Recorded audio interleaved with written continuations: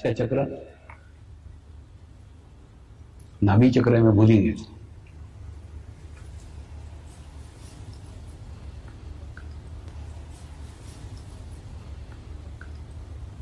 नाभि चक्र का संबंध आपके सेटिस्फेक्शन से, आपकी तृप्ति से, आपके समाधान से।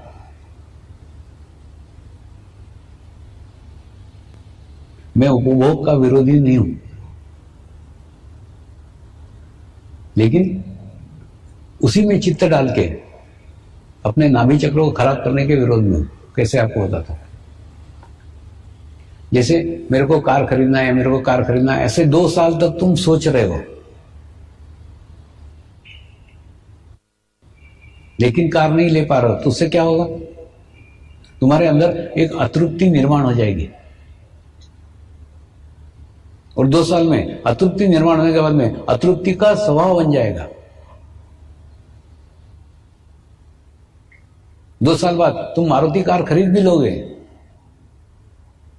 तो भी तुमको लगेगा नहीं, ये तो छोटी है, फिर और बड़ी होना चाहिए। बड़ी भी लोगे, और बड़ी होना चाहिए, और बड़ी होना चाहिए।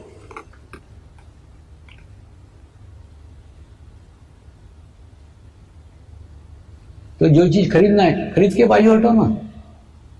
उसके बारे में खूब सोचो मत, विचार मत करो, मेरे को मिलना चाहिए, मिलना चाहिए, मिलना चाहिए। ऐसा जितना सोचोगे तुम्हारा नाभि चक्र उतना पकड़ेगा।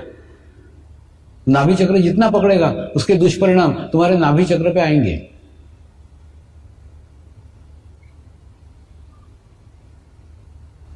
नाभि चक्र का संबंध पति पत्नी के रिलेशंस के साथ भी है। कई पत्नियां मेरे को अपने पति की कंप्लेंट करते रहती है, पति ऐसा है, पति वैसा है। मैं उन पत्नियों को बोलता हूं, तू उसको छोड़ दे, तू तेरा ध्यान कर, तू तेरा ध्यान करेगी वो ऑटोमेटिकली सुधर जाएगा। या कई लोग पत्नियों की शिकायत करते हैं, उनको बोलता हूं तू उधर चित्त मत डाले, उसको सुधारने में तेरे बिगड़ने के चांसेस है। तुम अपने पार्टनर को सुधारने का कोशिश ही मत करो, कोशिश करोगे तो तुम भी बिगड़ जाओगे। सबसे आसान तरीका है, तुम ध्यान करो, मेडिटेशन करो। पति पत्नी का संबंध यूट्यूब तरीका है। साइंस के लैब में यूट्यूब रहती कि नहीं? उसके अंदर अगर 100 ग्राम पानी डालो तो 50 ग्राम पानी दूसरे ट्यूब में चला जाता है। तो उसी प्रकार से पति पत्नी का संबंध यूट्यूब जैसा है। एक का स्थिति हो गया तो दूसरे का स्थिति ऑटोमेटिकली हो जाएगा। तुम उसको सुधारने की कोशिश मत करो, अपने को सुधार लो, दूसरा सुधर जाएगा। कैसे? मैं आपको 2 उदाहरणों से समझाता हूं।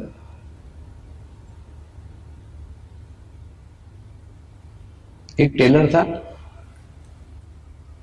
उस टेलर की दुकान पे मैं कपड़े सिलवाने के लिए जाता था। ये पहले की बात है ना, अभी तो लोग लाके देते, जो कपड़े देते वो पहन लेता हूं, अभी नहीं, पहले की बात।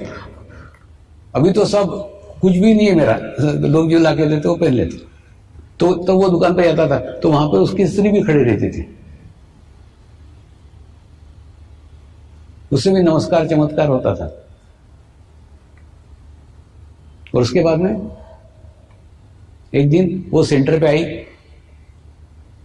और आकर के रोने लग गई। मैंने बोला क्या हो गया? तो बोली, मैंने बोला तेरा पति तो कितना सज्जन है, एकदम सभ्य आदमी लगता है मेरे को। तो बोले स्वामी जी वो दिन में सज्जन है, रात में दुर्जन है। मैंने बोला क्या हो गया? अच्छा बोला था है? बोले नहीं, रात को दारू पी करके आता है और घर में खूब धिंगाना करता है, ये फोड़ डाल, वो फोड़ डाल, वो तोड़ डाल, वो मारपीट करता है मेरे साथ। तो क्या करूं? ये मेरी समस्या है। मैंने उसको कर, एक काम कर, तू नियमित ध्यान करना चालू कर दे, नियमित मेडिटेशन करना चालू कर दे, तेरी प्रॉब्लम दूर हो जाएगी। तो बोले मैं ध्यान करूंगी, पति की शराब छूट जाएगी। मैंने क्या, बिल्कुल स्टैम्प पेपर पे लिख के देता हूं, तेरे को छूट जाएगी।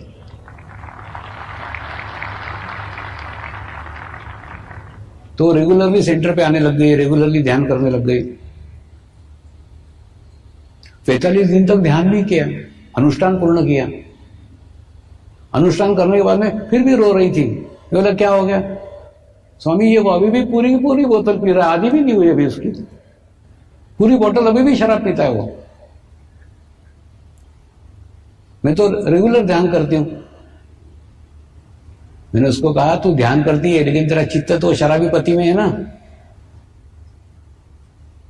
अब तू बता, तेरे ऊपर तू इत्र की बोतलें डाल रही है और तेरी नाक तूने गंदे नाली में डाल के रखी, तो तेरे को बदबू आएगी कि खुशबू आएगी? तो बोले बदबू आएगी। मैंने बोला क्यों? क्योंकि मैंने नाक जहां से खुशबू या बदबू आती है वो नाली में डाली इसलिए। बिल्कुल ठीक ऐसा ही 45 दिन के ध्यान करके तो अपने ऊपर अच्छा वाइब्रेशंस ले रही है, लेकिन तेरा चित्त कहां है? तेरा अटेंशन कहां है? वो शराबी पति में। तो जब तक तू उसमें से चित्त नहीं निकालती उसकी शराब नहीं छूट सकती। फिर उसके कुछ समझ में आया, उसने पति में से चित्त निकाला और ध्यान करने लग गई, मेडिटेशन करने लग गई। तो एक दिन क्या हुआ, स्कूटर से उसका पति छोड़ने को आया था और वो आता था, कई बार आता था, स्कूटर में बाहर सिगरेट फूकते हुए बैठता था। एक दिन क्या हुआ, जोर से पानी आ गया। पानी आ गया तो कहां जाए, वो भी घुस गया सेंटर के अंदर। सब लोग ध्यान कर रहे थे, वो भी पीछे बैठ गया, वो भी ध्यान करने लग गया। ध्यान करने के बाद में जब ध्यान समाप्त हो गया तो मेरे पास आया, स्वामी जी आज मैंने भी ध्यान किया। इनकी अच्छी बात है। स्वामी जी मुझे बहुत अच्छा लगा। इनकी अच्छी बात है। स्वामी जी मैं भी ध्यान करना चाहता हूं। इनके करना, किसने रोका है? स्वामी जी मैं रात को दारू पीता हूं। इनके रात को दारू पिया कर, सवेरे ध्यान किया कर। तो बोले चलेगा, मिलके दौड़ेगा। इनके आगे आए मेरे चक्कर में। तो उसके बाद में दूसरे दिन से वो सुबह ध्यान करने आने लग गया, ध्यान करने आने लग गया। और बाद में धीरे धीरे वो शराब पीता था ना तो उल्टी हो जाती थी। एक बार हो गई, 2 बार हो गई, 3 बार हो गई। और कभी शराब पीने बैठता था तो ग्लास के अंदर स्वामी जी नजर आते थे। दुकान देखता, दुकान बंद मिलती थी। ऐसे उसके अलग अलग कारण से उसकी शराब छूट गई। वो बोला शायद मेरे को आजकल हजम नहीं होती, पीता हूं तो उल्टी हो जाती है। क्या होता मालूम है? जब आपका नाभि चक्र विकसित हो जाता है ना, कोई भी विजातीय तत्व जो शरीर के लिए उचित नहीं है तुम लोगे तो वो बाहर फेंक देगा, आपको उल्टी करा देगा। तो उसका नाभि चक्र जैसे विकसित हो गया, उसने वो ये कर दिया, उसकी शराब पूर्णतः छूट गई। माने पत्नी ने ध्यान किया तो पति की शराब छूट गई। पत्नी ने पति को सुधारने का कोशिश नहीं किया, खुद अपनी स्थिति अच्छी की तो उसकी स्थिति ऑटोमेटिकली बदल गई। उसको बदलने की आवश्यकता ही नहीं है। बदमाश पति होते ऐसे नहीं, बदमाश पत्नियां भी होती हैं। एक चीफ इंजीनियर मुझे मिलने को आते थे और वो आकर के अपनी शिकायत करते थे, स्वामी जी मेरे पत्नी के जासूस लगे हुए मेरे ऑफिस में। मैंने बोला क्यों? बोले एक आधी मैडम मेरे कैबिन में आकर के थोड़ी देर बैठ गई ना, तुरंत मेरे घर पे पता चल जाता है कि फलानी फलानी मैडम इतने मिनट तक उनके ऑफिस में थी। घर में पत्नी मेरे को पिटती है। और जिस दिन कोई स्त्री आकर के मेरे कैबिन में बैठ गई कि मैं डरते डरते घर पे आता हूं कि आज पिटाई तो होने ही वाली है। तो मैं ऐसे स्त्री से तंग आ गया हूं, इतनी शंकालु पत्नी है, मैं इसको छोड़ देना चाहता हूं। तो मैंने भी थोड़ी सहानुभूति उसको बताई। मैंने कहा ऐसी पत्नियों को तो छोड़ ही देना चाहिए, लेकिन एक काम करना छोड़ने के पहले तो एक काम कर, अब रेगुलरली उस पत्नी में से चित्त निकाल और 45 दिन ध्यान कर। 45 दिन का अनुष्ठान कर। 45 दिन के अंदर मनुष्य के अंदर सेल का परिवर्तन हो जाता है, चेंज आ जाता है। तेरे में भी आएगा। तो उसने 45 दिन ध्यान किया, मेडिटेशन किया, फिर मेरे को मिलने के लिए आया। मैंने पूछा क्या क्या प्रोग्रेस है, क्या प्रगति है? आजकल सिर्फ गालियां देती। मैंने पहले पिटती थी, आजकल प्रोग्रेस है, सिर्फ गालियां देती, आजकल कुछ नहीं करती। लेकिन जब हमने वो स्थान छोड़ा, वो जगह छोड़ी, तो उसकी पत्नी भी मिलने को आई थी, स्वामी जी मैं भी ध्यान सीखना चाहती हूँ, मैं भी मेडिटेशन सीखना चाहती हूँ। तो इसलिए अपने पार्टनर को सुधारने का कोशिश मत करो, कोशिश में तुम्हारे बिगड़ने के पूरे पूरे आसार है। अगर अपने पार्टनर को सुधारना चाहते हो तो उसमें से चित्त निकालो और अपना स्थिति इतना अच्छा करो, इतना अच्छा करो कि ऑटोमेटिकली उसका स्थिति भी अच्छा हो जाए।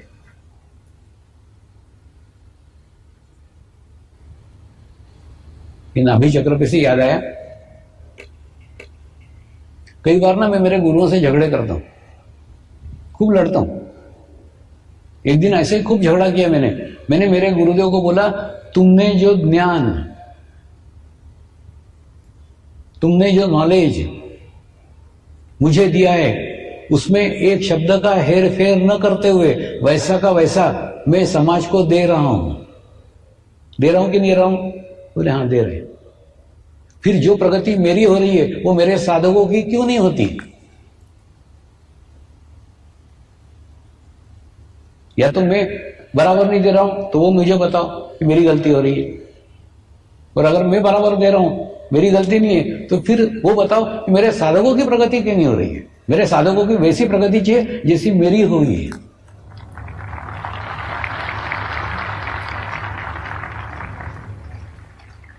इसलिए मैं झगड़ा करता हूं। तो उन्होंने क्या उत्तर दिया मालूम है? उन्होंने उत्तर दिया, कुछ शरीर के चक्र ऐसे हैं जो चक्र उनको ही क्लियर करना पड़ेंगे। जब तक वो उनके चक्र क्लियर नहीं करते तू कोई हथेली नहीं लगा सकता। उनके आध्यात्मिक प्रगति उनके हाथ में। उसमें का ये सबसे नीचे का चक्र था नाभि चक्र। नाभि चक्र में यानी साधक ने जब तक अपनी पत्नी से संबंध अच्छे नहीं किए उसकी आध्यात्मिक प्रगति संभव ही नहीं है।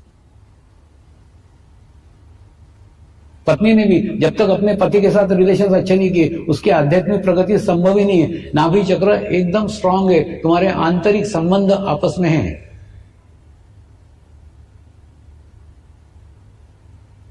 तुम्हारी आध्यात्मिक प्रगति उसके ऊपर डिपेंड है तुम्हारा पत्नी के साथ कैसा रिलेशन है, पत्नी तुमसे खुश है कि नाराज है, तुम्हारे पति के साथ कैसा संबंध है, पति तुमसे खुश है कि नाराज है। इसके ऊपर तुम्हारी आध्यात्मिक प्रगति निर्भर है। ये सीक्रेट, ये रहस्य गुरुओं ने मुझे समझाया। अब साधकों के पत्नी से रिलेशंस कैसे, वो तो तू क्या कर लेगा, वो तो उसको ठीक करना पड़ेंगे ना। साधिका के अपने पति से कैसे रिलेशन है वो तो उसको ही ठीक करना पड़ेगा ना, तू क्या कर लेगा? वो तेरा क्षेत्र ही नहीं है, तू उसमें दुखी मत हो, तू कुछ नहीं कर सकता उसमें।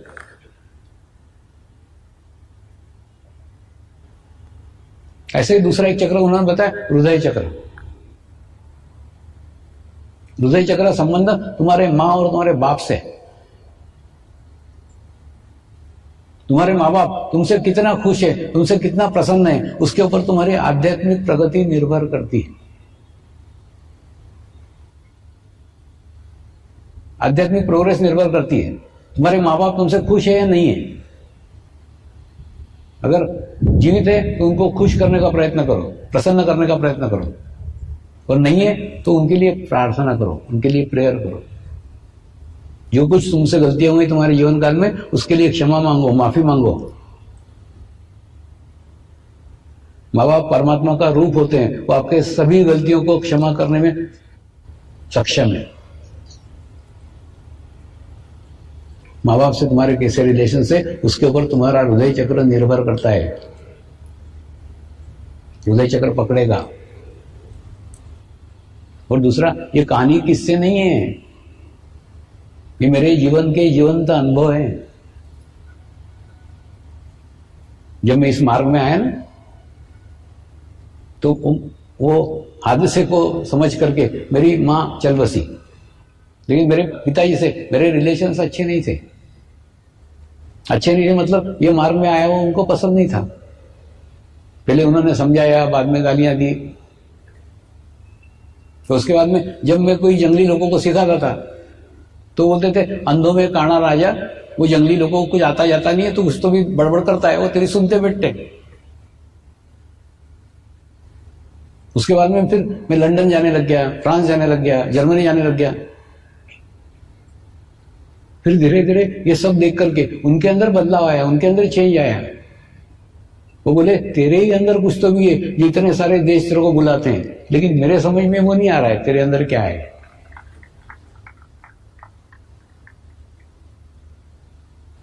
उनकी अभी 3 साल पहले मृत्यु हुई, लेकिन मृत्यु के 3 साल पहले स्थिति ये थी कि मैं उनको पिताजी करके नमस्कार करता था, वो गुरु करके मेरे को नमस्कार करते थे। मैंने जो बाप जीवन भर विरोधी रहा हो,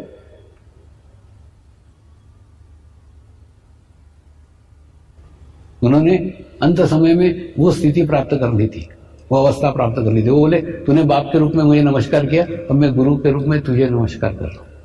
मेरे को नहीं समझ में आ रहा है तू क्या है क्या नहीं, मालूम नहीं, लेकिन कुछ तो भी है जो मेरे समझ से परे है,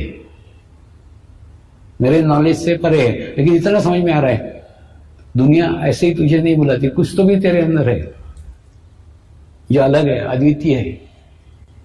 कई बार होते थे ना, कई घटनाएं होती थी, जैसे आजकल के बच्चों को पतंग उड़ाना नहीं आता,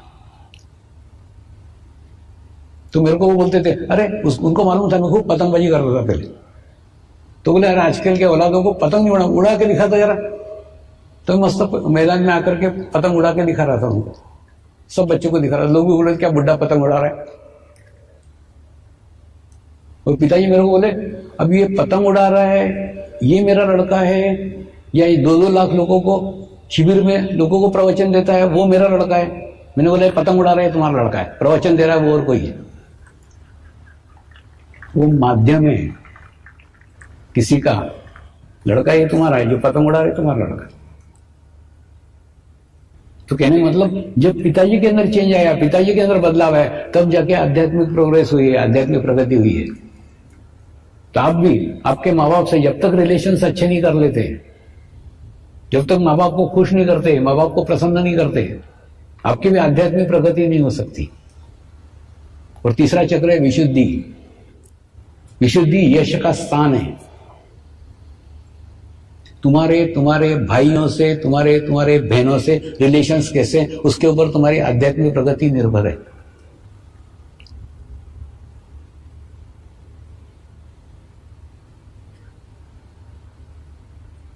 अब ये साधकों का साधकों ही ठीक करना पड़ेगा ना। तुम्हारा पति पत्नी के रिलेशंस कैसे है, तुमको ठीक करना पड़ेगा। तुम्हारे माँ बाप से रिलेशंस कैसे है, तुमको ठीक करना पड़ेगा। तुमको तुम्हारे भाई बहनों से रिलेशंस कैसे है, ठीक करना पड़ेगा। मैंने भी मेरे जीवन में जब बहनों से रिलेशंस अच्छे किए, तब जाके आध्यात्मिक प्रगति हुई है। कई सालों तक कोई रिलेशंस नहीं थे। दूसरा, रिलेशन नहीं रखना भी खराब रिलेशंस के कैटेगरी में आता है।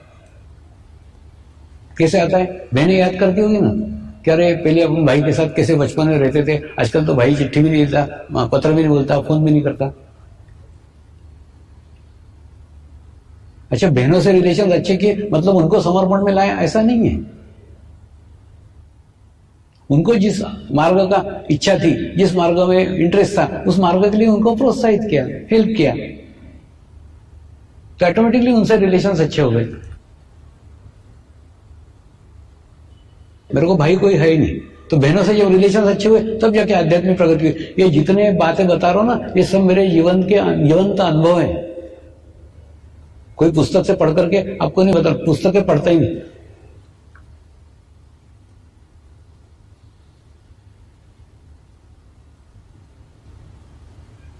तो मेरे गुरु ने कहा, साधक ये अपने रिलेशन जब तक अच्छे नहीं कर सकते तब तक तू कुछ नहीं कर सकता। तू क्या कर सकता है उसमें? हाँ, तू उनको सिर्फ बता कि ये तुम्हारे संबंध अच्छे करो तो तुम्हारी आध्यात्मिक प्रगति होगी। मैंने दूसरे दिन गुरु पूर्णिमा बता दिया सबको।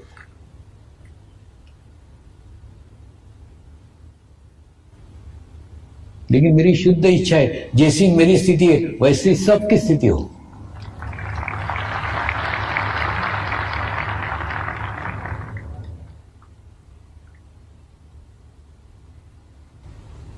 लेकिन ये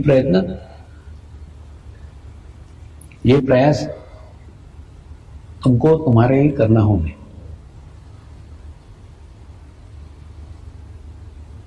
दूसरा, आध्यात्मिक प्रगति के लिए हमारे भारतीय संस्कृति में कई ऐसे माध्यम दिए गए हैं जिनके द्वारा हम हमारी आत्मिक प्रोग्रेस कर सकते हैं। लेकिन उन मार्गों से हम आज विमुख हो गए। जिस प्रकार से उनका अवलंब करना चाहिए वैसा अवलंब नहीं करते। उसमें का एक मार्ग है पूजा। अब आपके दादाजी को, नाना जी को पूछो ना, पहले के समय में पूजा घर का मुखिया करता था, घर का जो प्रमुख व्यक्ति है वो पूजा करता था। लेकिन आजकल वो प्रमुख व्यक्ति को समय ही नहीं है, टाइम ही नहीं है। वो अपने धंधे में, अपने नौकरी में लगा रहता है, उसको पूजा करने को टाइम ही नहीं रहता। तो वो क्या करता है, पत्नी पे डाल देता है। पत्नी भी आजकल नौकरियां करने वाली है, उनको भी टाइम नहीं रहता है। वो क्या करती है, अपने कॉलेज जाने वाली लड़की के ऊपर डाल देती है, तू कर। कॉलेज जाने वाली लड़की को भी टाइम नहीं रहता, उसको बहुत दूर कॉलेज रहता है, वो अपने और छोटे जो 10वीं में भाई है उसके ऊपर डाल देती है कि तू पूजा कर। 10वीं वाला भाई, उसका अभ्यास रहता है, तो वो और छोटे अपने 5वीं वाले भाई के ऊपर डाल देता है कि तू पूजा कर। वास्तव में पूजा मन की एकाग्रता करने का माध्यम है। क्रमबद्ध तरीके से, लयबद्ध तरीके से पहले रेशमी वस्त्र पहनना और मन में भाव लाना कि मैं ये परमात्मा के लिए कर रहा हूं। फिर चंदन घिसना, और चंदन घिसते समय भी ये पूर्ण भाव रखना, ये मैं परमात्मा के लिए कर रहा हूं। फिर एक एक भगवान की मूर्ति को नीचे लाना, उसको पानी से नहलाना, दूध से नहलाना, फिर पानी से नहलाना, फिर पोंछना।